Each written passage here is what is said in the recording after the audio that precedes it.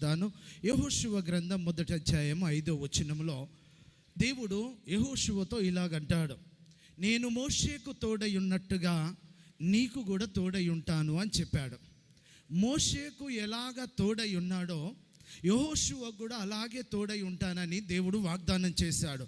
ఆ వాగ్దానం చేసిన దేవుడు ఈరోజు ఈ చీరాల ప్రాంతంలో ఈ ప్రాంగణంలో ఉన్న ప్రతి దైవ సేవకునికి, ప్రతి దైవ సేవకురాలికి వాగ్దానం చేస్తున్నాడు. ఈ 2026లో మోషేకు తోడై ఉన్నట్టుగా మీకు కూడా తోడై ఉండబోతున్నాను అని.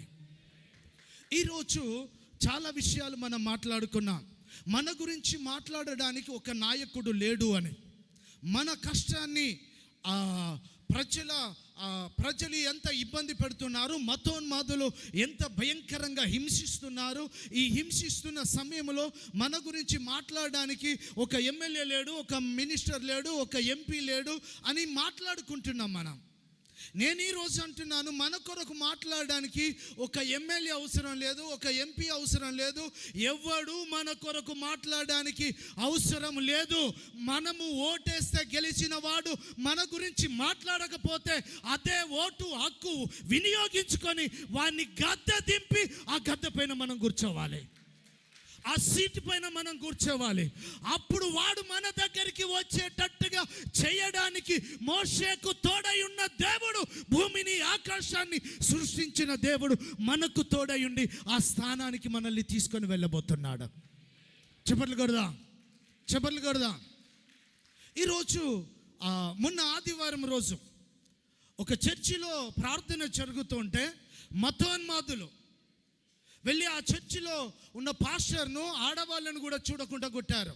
వనపర్తిలో వాని ఇంటికి పోలే, మనం వాని గురించి మాట్లాడలే. నీ దేవుడు ఇట్లా అనలేదు, అలా అనలేదు, ఇలా అనలేదు. వాడన్నాడు మీరు యేసేకు పుట్టారా అన్నాడు.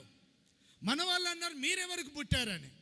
మొదటిగా అన్నవాడెవడు అంటే వాడు ఇష్టం వచ్చినట్టు మాట్లాడుతూ మన పైన దాడులు చేస్తున్నారు. ఈ రోజుల్లో మన పైన దాడులు చేస్తున్నప్పుడు ప్రభుత్వాలు చేతులు మూసుకొని కూర్చుంటున్నాయి. పోలీస్ డిపార్ట్మెంట్ కూడా గుడ్డివారుగా ఉన్నట్టుగా ఉంటున్నారు.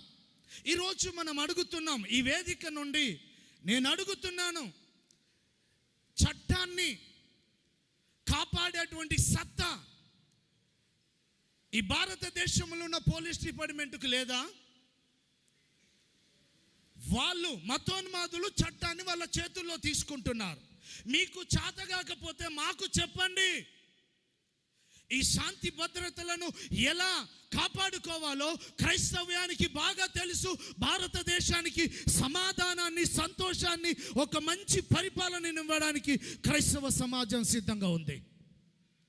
ఈరోజు మనం దేవుని సన్నిధిలో ఉంటున్న మనం సేవకుడా, సేవకురాలా, ఈరోజు మనం ఒక అడుగు ముందుకు వేసి ఈ భూమిని ఆకాశాన్ని సృష్టించిన సృష్టికర్త అయిన దేవుడు మనకు తోడుగా ఉండబోతుండగా, ఈ రాజకీయ పార్టీలు ఈ 3 సంవత్సరాలు మాత్రమే అధికారంలో ఉంటాయి. వచ్చే 3వ సంవత్సరంలో మనం అధికారంలోకి రాబోతున్నాం.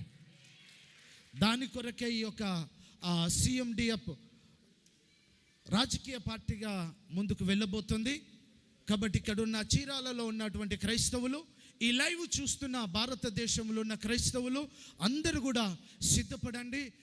Christian rights protection army national అధ్యక్షుడిగా, CMDPF అడ్వైజర్ కమిటీ చైర్మన్గా నేను మాట్లాడుతున్నాను.